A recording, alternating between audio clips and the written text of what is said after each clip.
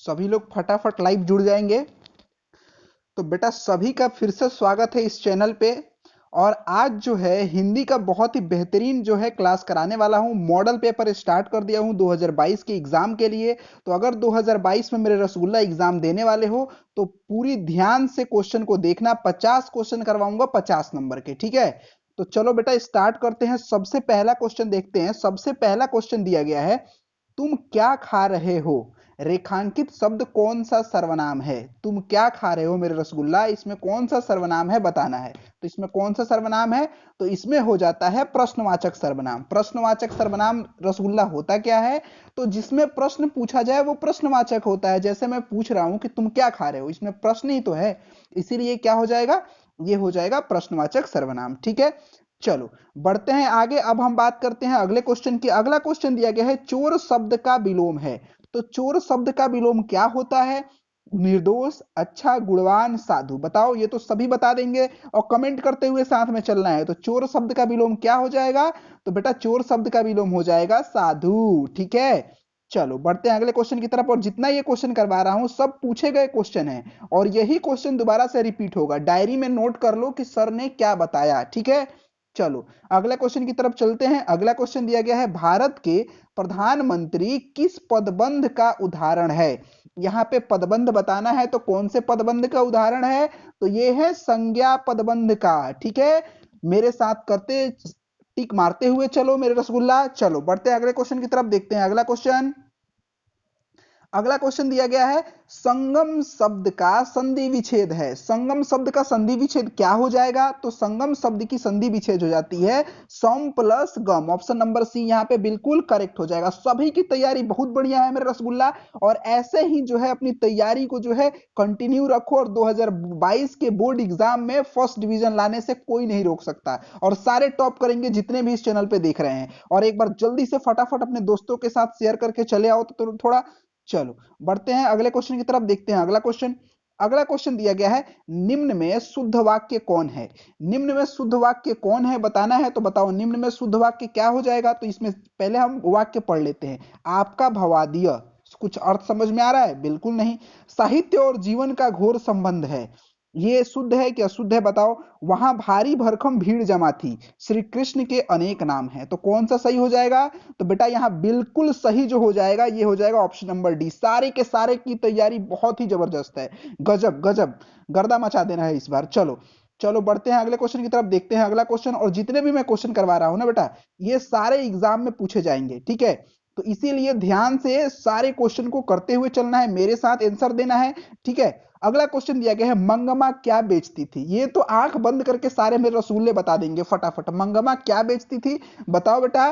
तो वही जो तुमको सबसे ज्यादा पसंद है। क्या है पसंद? तो दही बेचती थी। ऑप्शन नंबर सी जो है बिल्कुल करेक्ट हो जाएगा, ठीक है। चलो मेरे चीते अगले क्वेश्चन पे चलते हैं। अगला क्वेश्चन दिया गया है, मंगमा कहाँ की रहने वाली है? मंगमा जो है ये कहाँ रहती है? औलूर के पास किसी गांव की रहने वाली है, या सातुर के पास किसी गांव की रहने वाली है, जालौन के पास किसी गांव की रहने वाली है, या अगला देख लेते हैं ऑप्शन। अगला का ऑप्शन दिया गया है, छुप गया है, अरे छुप क्यों रहा है भाई, नागौर के पास किसी गांव की रहने वाली है। तो बताओ बेटा कौन सा हो जाएगा? तो ये हो जाएगा औलूर के पास किसी गांव की रहने वाली है, ठीक है। तुम्हारे गांव की नहीं है मंगमा, समझ गए ना। चलो बढ़ते अगले क्वेश्चन की तरफ, देखते हैं अगला क्वेश्चन।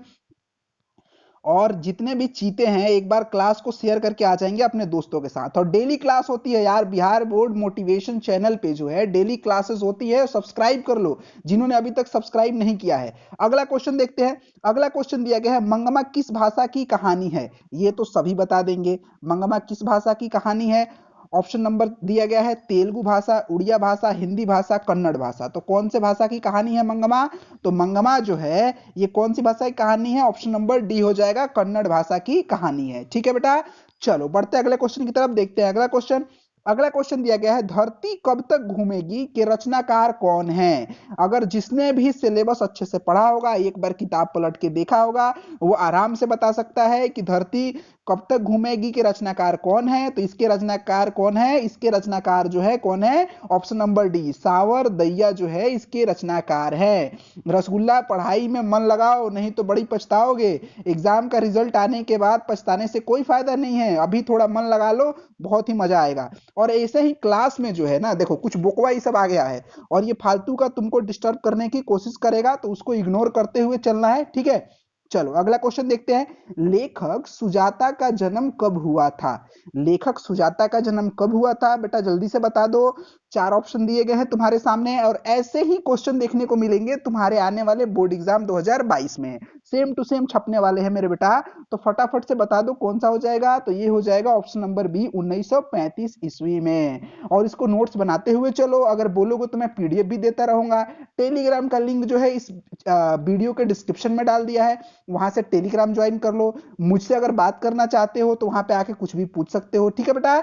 चलो बढ़ते हैं अगले क्वेश्चन की तरफ, देखते हैं अगला क्वेश्चन। अगला क्वेश्चन दिया गया है, भानुमति का पिटारा मुहावरे का क्या अर्थ है? भानुमति का पिटारा मुहावरे का अर्थ बताना है बेटा। क्या अर्थ होता है इसका? चार ऑप्शन दिए गए हैं तुम्हारे सामने। इसका अर्थ क्या हो जाता है? और ये तुम लोगों ने सुना भी होगा, गांव में अक्सर ये बोला भी जाता है कि भानुमति का पिटारा। तो इसका मतलब क्या हो जाता है? इसका मतलब हो जाता है ऑप्शन नंबर ये हो जाएगा बी, अनावश्यक वस्तुओं का भंडार। जैसे कहते नहीं है, बाबा बाबा कहते थे कि भानुमति का पिटारा रखे हो का, ये सब सारी मतलब बेकार की जो चीजें रखी रहती है, ठीक है।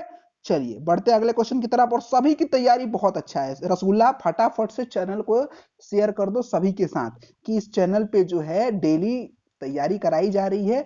और वही छात्र देखेंगे, धीरे से बोलना सभी को, क्योंकि अगर वही छात्र देखें जिनकी तैयारी अभी तक नहीं हुई है, कमजोर है, और जिनकी तैयारी हो गई है वो एक बार चेक कर ले कि उनका तैयारी का लेवल क्या है। चलो अगला क्वेश्चन देखते हैं। अगला क्वेश्चन दिया गया है, अज्ञान शब्द कौन समास है? अज्ञान शब्द में कौन सा समास है, जल्दी से बताना है। कौन सा समास होता है? तो ये है न समास। ऑप्शन नंबर सी जो है बिल्कुल करेक्ट हो जाएगा। एक बार अगर बोलोगे तो मैं संधि और समास और संज्ञा सबको जो है मात्र 10 मिनट में पढ़ा दूंगा, ठीक है।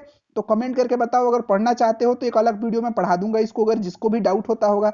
चलो सबकी तैयारी बहुत अच्छा है, फटाफट से 13 नंबर क्वेश्चन का आंसर बताएंगे। निम्न में से भाववाचक संज्ञा कौन है?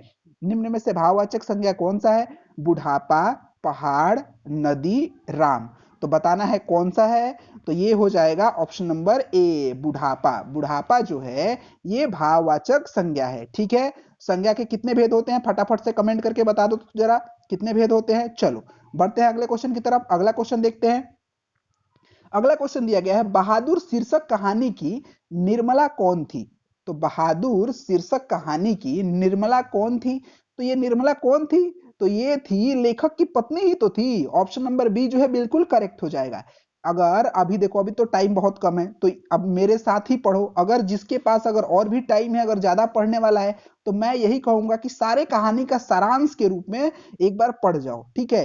हिंदी में 100 में से 90 नंबर लाना बिल्कुल आसान है, बिल्कुल एकदम आसान है। अरे हिंदी तो डे टू डे लाइफ में बोलते ही हो, सब चीज जानते ही हो, बस एक बार पढ़ लेना है आंख बंद करके, ठीक है। चलो बेटा अगला क्वेश्चन देखते हैं। अगला क्वेश्चन दिया गया है, आशा दीवार किसी कवि की रचना है? ठीक है, आशा दीवार किस कवि की रचना है बेटा, बताना है। रसखान, कुंवर नारायण, रामधारी सिंह दिनकर। तो बताओ बेटा किसकी रचना है।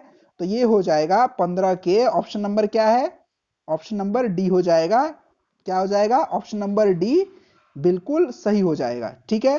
क्या हो जाएगा? गुरु नानक। आशा दीवार किस कवि की रचना है? तो आशा दीवार किस कवि की रचना है? तो ये है गुरु नानक की रचना है, ठीक है। चलो अगले क्वेश्चन की तरफ बढ़ते हैं। अगला क्वेश्चन देखते हैं।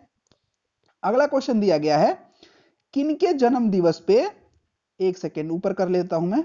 अगला क्वेश्चन दिया गया है, किनके जन्म दिवस को अहिंसा दिवस के रूप में मनाया जाता है? ये अभी आप लोगों ने मनाया, जो पेपर में देखा होगा आपने, पेपर पढ़ते होंगे तो भी पता होगा किसके, जिनको हम बापू के नाम से जानते हैं, जो सबके जेब में रहते हैं। तो जल्दी से बता दो रसगुल्ला, किसके, जिसके बिना कुछ खा भी नहीं सकते हो।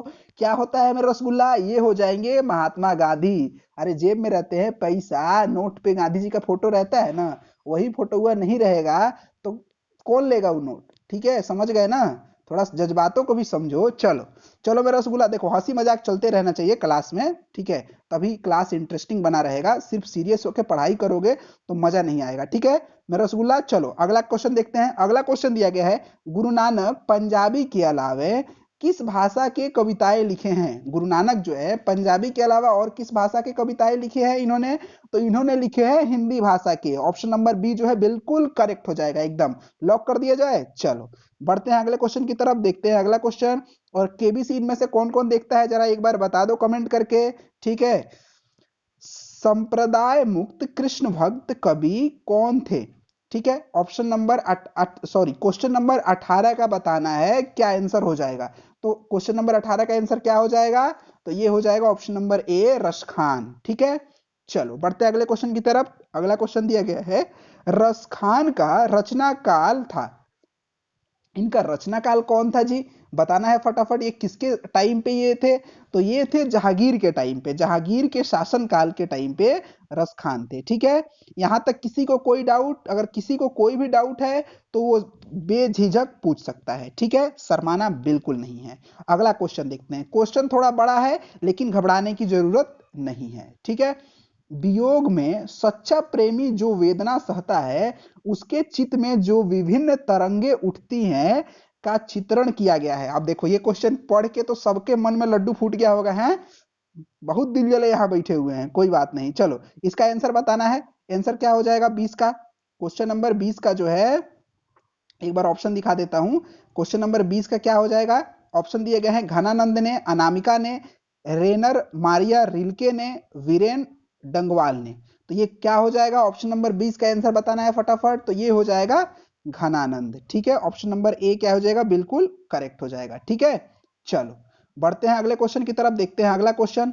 और देखो मैं जो हूं ना, पहली बात तो मुझे तुम लोग भैया समझो, अपना अपना सर समझो, जो भी समझना है समझो। लेकिन मैं क्या करूंगा, हंसी मजाक के चल कराते हुए सभी को जो है पूरी एग्जाम की तैयारी करवा दूंगा। मेरा तरीका यही है। मैं सीरियस तरीके से नहीं पढ़ाऊंगा कि एकदम सीरियस होके पढ़ाऊं, पता चले कि वीडियो देखते देखते नींद आने लगे सभी को। ठीक है, तो इसी तरह से हम पढ़ेंगे और बहुत ही बेहतरीन तैयारी करने वाले हैं। तो टेंशन बिल्कुल नहीं लेना है, जितनी चीजें करा रहा हूं उतनी चीजें कर लो मेरे रसगुल्ला।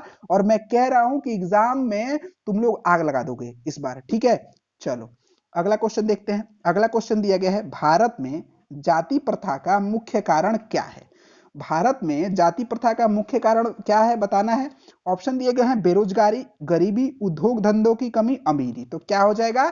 इसका आंसर सही हो जाएगा बेरोजगारी। ठीक है, ऑप्शन नंबर ए जो है बिल्कुल सही हो जाएगा। कुछ लोग गरीबी कह रहे होंगे, बिल्कुल गलत है, गरीबी नहीं होगा यहाँ पे। क्या होगा?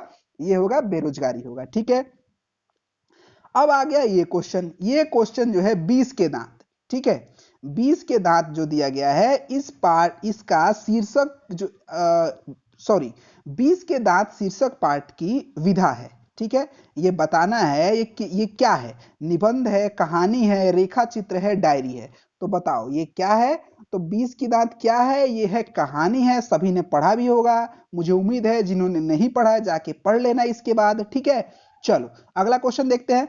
अगला क्वेश्चन दिया गया है एकदम मॉडल पेपर, ऐसे ही सेम टू सेम एग्जाम में देखने को मिलेगा। मिक्स एकदम क्वेश्चन आ रहे हैं, सारे जितने भी चैप्टर से है मिलौनी जुलौनी क्वेश्चन आ रहे हैं, ऐसे ही एग्जाम में देखने को मिलेंगे। ठीक है, तो चलो अगला क्वेश्चन देखते हैं। किस गवर्नर जनरल के समय 172 दारिस नामक सोने से भरा घड़ा मिला था? अरे बाप रे, ये तो अभी आज के डेट में मिल जाए तो सारे लोग अमीर हो जाएंगे, हैं पूरा गांव ही अमीर हो जाएगा। तो चलो 23 नंबर बताना है। 23 नंबर का क्या हो जाएगा? तो 23 नंबर का हो जाएगा वारेन हेस्टिंग। वारेन हेस्टिंग के टाइम पे जो है ये क्या मिला था? घड़ा मिला था। ठीक है, सोने से भरा घड़ा मिला था। और तैयारी जो है सबकी बहुत अच्छी है, थोड़ा सा आपको ध्यान दे देना है। ठीक है बेटा, एकदम थोड़ा सा अगर ध्यान दे दोगे तो जिंदगी संवर जाएगी। अभी पढ़ाई कर लो, आगे मौज ही मौज है। इंटर में चले जाओगे कॉलेज में, कॉलेज में फिर सब लोग जो है मजे करते हैं, तुम भी जाके मजे करोगे। अभी जो है 10th में थोड़ा ध्यान लगा के पढ़ लो, बोर्ड एग्जाम है, नहीं तो घर पे बड़ी थुरोगे। ठीक है, चलो अगला क्वेश्चन देखते हैं। अगला क्वेश्चन देखते हैं, पुराने का मोह सब समय वांछनीय ही नहीं होता। समझ नहीं आया? चलो एक बार दोबारा से पढ़ता हूं। पुराने का मोह सब समय वांछनीय नहीं होता, यह पंक्ति किस शीर्षक पाठ की है? ठीक है, ये किस पाठ की है बताना है। तो ये किस पाठ की है? तो ये है नाखून क्यों बढ़ते हैं। ऑप्शन नंबर ए बिल्कुल सही हो जाएगा। ये बहुत ही अच्छी कहानी है, जिन्होंने अभी तक नहीं पढ़ा जाके जरूर पढ़े, इससे बहुत चीजें सीखने को मिलेगा। नाखून क्यों बढ़ते हैं, ठीक है, बहुत अच्छी कहानी है। चलो अगला क्वेश्चन देखते हैं। 25 नंबर अगला क्वेश्चन दिया गया है, मछली किस प्रकार की कहानी है? मछली जो है ये किस प्रकार की कहानी है? मनोवैज्ञानिक कहानी है, सामाजिक कहानी है, ऐतिहासिक कहानी है, सांस्कृतिक कहानी है? तो बताओ किस प्रकार की कहानी है? तो जो है मछली ये मनोवैज्ञानिक कहानी है। ऑप्शन नंबर ए जो है बिल्कुल करेक्ट हो जाएगा। तो मेरे रसगुल्ला आज जो है हमने 25 क्वेश्चन किए और 25 में से देखना एग्जाम में यही से पूछेगा, ठीक है। मेरा टारगेट था 50 क्वेश्चन करवाने का, लेकिन जो है सभी लोग एक बार शेयर करके आओ, सभी लोग बताओ और ज्यादा से ज्यादा जो है 7 PM पे लाइव आओ, ठीक है, 7 बजे डेली शाम में 7 बजे। कहीं दिन भर कुछ भी करो लेकिन 7 बजे जो है इस चैनल पे लाइव आओ और आके पढ़ो, बहुत ही मजा आने वाला है। और आगे फिर जो है ये क्लास जो है हम कल कंटिन्यू करेंगे, ठीक है। तब तक के लिए बड़ों को नमस्ते, छोटों को प्यार, और ऐसे ही हंसते मुस्कुराते रहो मेरे यार। चलो मिलते हैं अगले वीडियो में।